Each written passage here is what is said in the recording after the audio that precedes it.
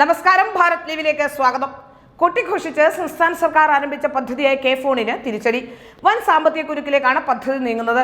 1059 കോടി രൂപ വായ്പ എടുത്ത് ആരംഭിച്ച കെ ഫോൺ ഒക്ടോബർ മുതൽ കിഫ്ബിയിലേക്ക് 100 കോടി രൂപ വീതം തിരിച്ചടയ്ക്കണം. തുടർച്ചയായി 13 വർഷവും ഇത്രയും തുക തിരിച്ചടയ്ക്കണം.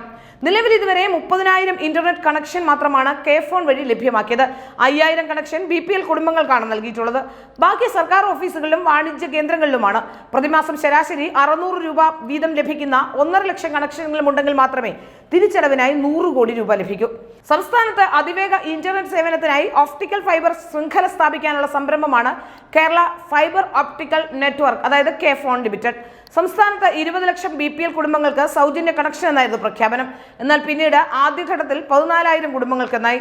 ഉദ്ഘാടന ദിവസം 2105 കുടുംബങ്ങളിലേക്ക് സൗജന്യ കണക്ഷൻ കിട്ടിയെന്ന് അവകാശപ്പെട്ട കെ ഫോൺ ഇതുവരെ അധികം നൽകിയത് വെറും 3199 കണക്ഷൻ മാത്രമാണ്.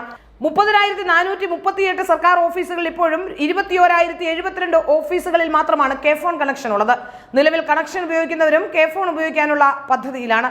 വേഗതയേറിയ ഇന്റർനെറ്റ് ലഭ്യമാക്കാത്തതാണ് പ്രധാന കാരണം. പദ്ധതിയിലെ പോരായ്മകൾ കാരണം കരാർ ഏറ്റെടുത്ത കമ്പനികൾ പിന്മാറുകയും ചെയ്തു കഴിഞ്ഞു. തദ്ദേശ വകുപ്പ് നൽകിയ ഗുണഭോക്തൃ പട്ടിക കൃത്യമല്ലാത്തതിനാൽ പിന്മാറുകയാണ് എന്നാണ് കമ്പനികൾ അറിയിച്ചിരിക്കുന്നത്. ഏതായാലും കൂനിന്മേൽ കുരു എന്ന പോലെയായി പിണറായി വിജയനെ സംബന്ധിച്ചിടത്തോളം ഇനി 100 കോടി രൂപ വീതം അടയ്ക്കേണ്ട സ്ഥിതി കൂടി വന്നാൽ എങ്ങനെയാണ് അത് അടയ്ക്കുക? എങ്ങനെയാണ് ഈ കടം തീർക്കുക?